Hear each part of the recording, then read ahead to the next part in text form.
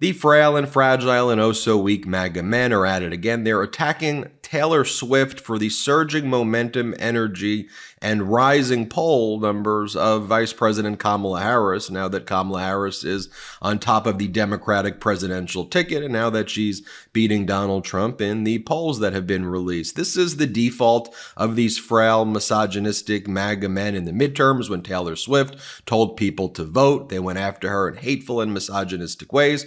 During the Super Bowl, where Travis Kelce, Taylor Swift's boyfriend, was in it, they went after Taylor Swift in disgusting, despicable, misogynistic ways, and now they are doing it again. Trump is having surrogates like Ben Shapiro go on the right-wing Trump propaganda network, Fox, where one of the things that they are trying to message, it's the most ridiculous thing in the world, they're trying to message that the energy and momentum around Vice President Kamala Harris is manufactured. And they said it's the biggest manufactured energy since all of the kind of fake and manufactured energy surrounding Taylor Swift.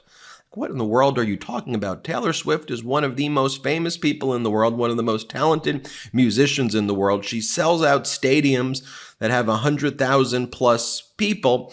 But when you're in MAGA, you have to be a part of the cult. And in their world, Donald Trump draws the biggest crowds, and Donald Trump is the most famous person in the world, which he is not. The crowd sizes Donald Trump draws are small. His speeches are boring. He's a weird loser. Let me just show you, for example, though, Ben Shapiro going on Fox this past week with all of the energy and momentum growing around Vice President Kamala Harris.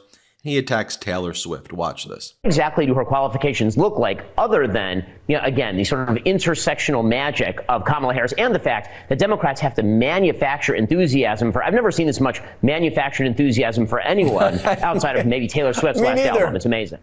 Yeah, me neither. It's so obvious. You cringe when you see it. But also, I'm sure you remember the 2023 Time Magazine Person of the Year is Taylor Swift. That's something Donald Trump always wanted to be, Time Magazine Person of the Year. So always jealous about Taylor Swift for her crowd sizes, her fame, her talent, being on Time Magazine's Person of the Year.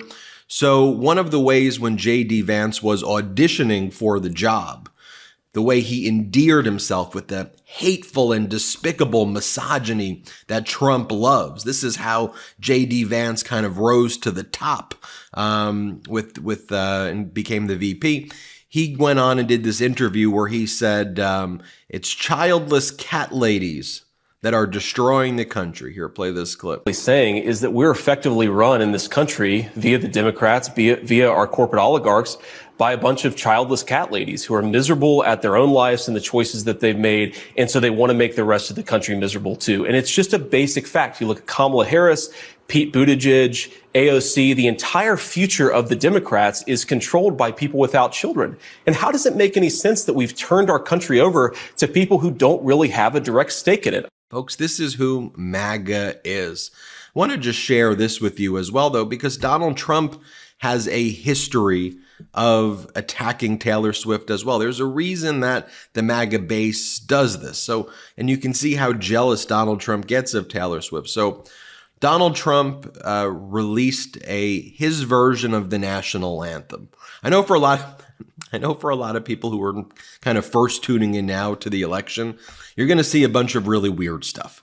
And we've been talking about it here at the MeidasTouch Network for years now.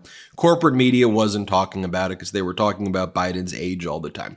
But now that we can focus on the fact that this is what Donald Trump does at his rallies, Donald Trump created his own version of the national anthem with January 6th insurrectionists. He calls them the J6 Choir. Real violent people who attacked police, engaged in heinous acts. They sing a new version of the anthem. And so Trump released it one day. His MAGA people actually manufactured, getting it to the top of the charts for one day. And then it dropped right away because they just pumped it and then dumped it. That's kind of the trend of Donald Trump. And so Trump was bragging that his J6 Choir song does better than Taylor Swift. Here, play this clip. And they asked me whether or not I would partake and do the beautiful words. And I said, yes, I would. And you saw the spirit. The spirit was incredible. And when that came out, it went to the #1 song. It was beating everybody. It beat Taylor Swift. It beat Miley Cyrus, who was number 1 and 2. They were number 1 and 2. We knocked them off for a long time. And he, just so you know, that's not like he did that once. He went around and he would say that over and over again. Here, play this clip. This is his interview with Hannity on Fox. So you see that this attack on Taylor Swift is coordinated. It's not just like some random surrogate saying it. It's coming from Trump. Here, play this clip. By the way, that's sort of like 3 Are you really beating Taylor Swift, by the way? Yeah, I did. The J6 is beating Taylor Swift. It's Donald Trump and the J6 prisoners. The Pledge of Allegiance. On iTunes and on Amazon Wow. and on Billboard, which is the big deal. Number 1, Donald Trump. So now I feel like Elvis because now we've done The Apprentice. That was a great success. We did. Now I've done a recording or whatever you call it. But no, it was number 1. And you know what that is? That's a tribute to the fact that people feel the J6 people have been very unfairly treated. And you take a look at the posts that Donald Trump makes. Like this one was from the past 2 months, where Donald Trump gave this speech in Wildwood, New Jersey. Now, at this speech, before the event, the Wildwood Public Service Department said that the area would only hold 20,000 people. It was half full. So at most, there was about 8,000, 9,000 people at the speech. Look, still a decent showing for a speech. Certainly not, not a tiny crowd, but not hundreds of thousands of people, like 8,000, maybe 7,000 people who were there. But Trump lied and said 110,000 people or 100,000 people. And then he was posting continuously on his social media how his crowd size is bigger than Taylor Swift's crowd size. And he picks this really weird photo like of Taylor Swift also. And he says his crowd size is bigger than Taylor Swift and Bruce Springsteen. Again, it's just very odd behavior by him. And then one of the chief MAGA influencers, one of the main kind of MAGA, they call him the MAGA Gen Z guy, is this guy named Charlie Kirk. And Donald Trump very frequently, goes to the Charlie Kirk events. Charlie Kirk did that event in Detroit where they held all the signs that said "White Boy Summer." This is Donald Trump's guy. Okay, I just want to show you what they consistently say about Taylor Swift on Charlie Kirk's show, which is like the main leader of MAGA, like Gen Z outreach. I'll play you a minute of it. This goes on for 6 minutes, just to be clear. I'm going to play you 1 minute so you just see what's going on here. Play this clip.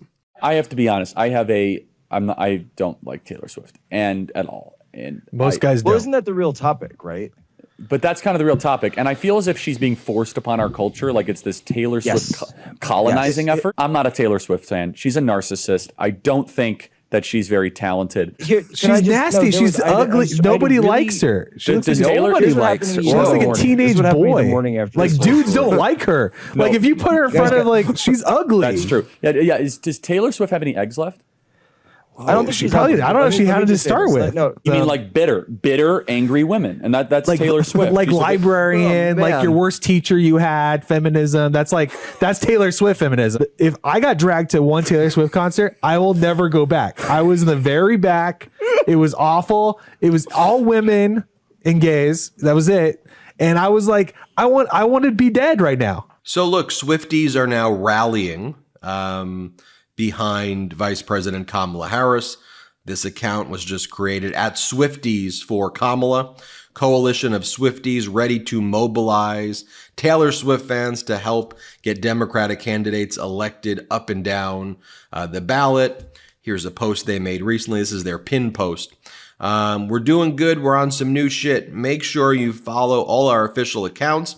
We are at Swifties for Kamala on X, Instagram, and Threads, and TikTok. You can also find links to all our accounts here. You can check that out, by the way. They've got the friendship bracelets as well, the coconut bracelet, the Vote Harris bracelet. Pretty cool stuff right there. By the way, here's what Gavin Newsom previously said, Democratic governor from California, about Taylor Swift. Play the clip. Well, I think Taylor Swift stands tall and unique. Now, I know you may not be as interested in Taylor Swift as so many others. But what she was able to accomplish just in getting young people activated to consider that they have a voice and they should have a choice in the next election, I think is profoundly powerful. And I think she's using her celebrity for good. I find it a height of irony. A lot of Republicans were critical of her encouraging people to register to vote, which says everything you need to know about the voter suppression going on in the Republican Party. And as I mentioned, for those who are watching now and tuning into politics for the first time here, you're going to see a lot of weird stuff that Donald Trump does at his events. So one of the things that Donald Trump does, just to share it with you while you're watching this, is he does this as part of his speech. Play the clip. You can do it, baby. I love you so much. And it's bad news. Bad things are happening. Mom, I'm sorry. Mom, I didn't do it. And just so you see, Ben, what's that? Is that he really does that in all of his speeches? Not all of them, but there was a time where he was doing them like in every other speech where he would do this thing. I'll just show it to you one more time. Here, play the clip. And they're proud, they're clapping, they're going crazy. I can't do it, Mom, I can't. Boom. You know, and when I think about that clip, I think about what Vice President Kamala Harris once said. And this was actually, this clip I'm about to share with you was pulled by RNC Research. So this is how the Republicans are going after Vice President Kamala Harris right now. Play the clip. We have to know that sometimes people will open the door for you and leave it open. Sometimes they won't. And then you need to kick that fucking door down.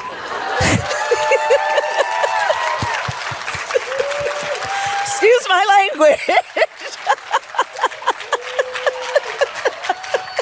Here's a new memo out from the Harris campaign this morning. They've raised $126 million since Sunday, over $1.4 million in grassroots donors made donations since Sunday. Nearly 2,000 applied to work for the campaign in the first 24 hours, and over 100,000 people have signed up to volunteer since Sunday. I mean, that's a very big deal right there. Just take a look at some of these other kind of MAGA posts in the past year where they go after Taylor Swift. One of the big right-wing groups, the Federalist, says, Taylor Swift's popularity is a sign of societal decline. Nick Adams, a MAGA influencer who refers to himself as Nick Adams, the alpha male, says Taylor Swift loves communism. Taylor Swift hates Trump. Taylor Swift hates America. And I don't want to even read some. I mean, they're just so misogynistic that I don't even want to read, I don't want to even read them. But take a look at this image that's circulating. You could take a screenshot of it. I suggest you share it as well. You got Obama hope. You got Trump hate. You got Biden heal, and you've got Kamala grow. So that's where we're at now. They're going after Taylor Swift. Very strange, but wouldn't expect anything less from these MAGAs. Anyway, hit subscribe. Let's get to 3 million. Love this video? Make sure you stay up to date on the latest breaking news and all things Midas by signing up to the MeidasTouch newsletter at MeidasTouch.com/newsletter.